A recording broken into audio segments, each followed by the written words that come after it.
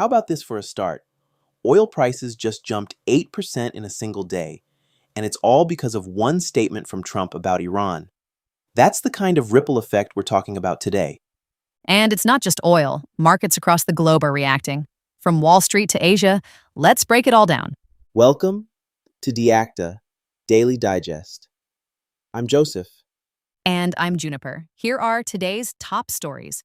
So let's start with the markets. Oil prices surged after Trump cast doubt on a ceasefire with Iran, and the ripple effects were immediate.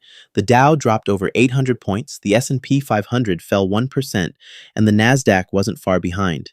It's like the moment he spoke, the markets panicked. It's wild how quickly these things happen. And it wasn't just the US markets. European markets took a hit too, with Germany's DAX down over 2%. In Asia, South Korea's Kospi fell more than 5%. But then, you've got Hong Kong's Hang Seng climbing 3%, which is such a contrast. That's because of Jipu, the Chinese AI startup that's been on a tear. Its shares have skyrocketed over 1,300% since its debut, and nearly 70% of its cornerstone investors are staying put. It's a rare bright spot in an otherwise turbulent market. And it's not just Jipu. Broadcom also had a strong day, climbing over 4% after Apple announced a $30 billion deal for custom components.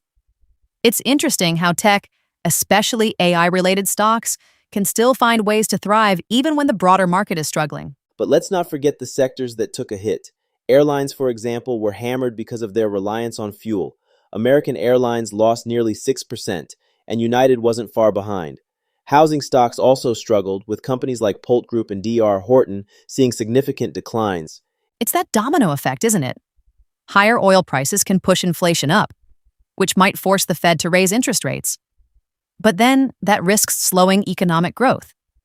It's such a delicate balance, and one misstep could have serious consequences. And speaking of consequences, let's talk about the geopolitical side of this. Trump's comments about the Iran ceasefire being over have reignited fears of renewed conflict. He even mentioned preparing for another night of strikes against Iran. That's not exactly the kind of language that calms markets. No, it's not. And Iran's response has been just as aggressive.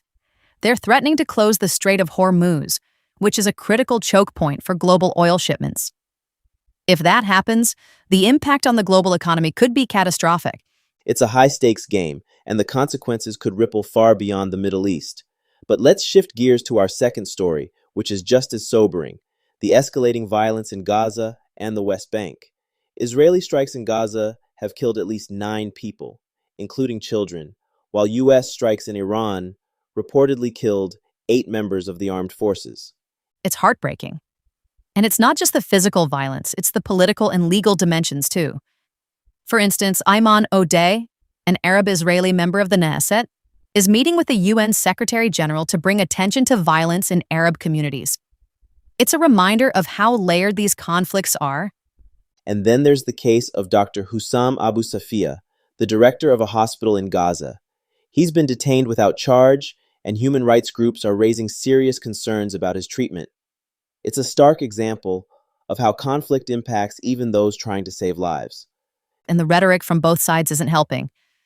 Trump is talking about removing Syria from the state sponsors of terrorism list and possibly reimposing a blockade on Iranian ports. Meanwhile, Iran is threatening to strike targets at a 2-to-1 ratio if there are further attacks. It's a powder keg waiting to explode. And the Strait of Hormuz is right at the center of it. If Iran follows through on its threat to close it, the impact on global oil prices and supply chains would be enormous. It's a reminder of how interconnected everything is. Absolutely, but let's move on to our third story, which is just as alarming but in a very different way. The suspected poisoning incident in East Jerusalem. 20 women were found unconscious in a beauty salon, and authorities suspect carbon monoxide poisoning.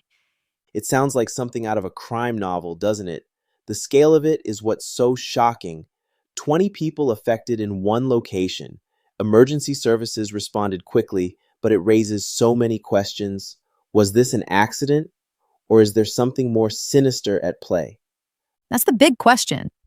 And the response from emergency services was massive.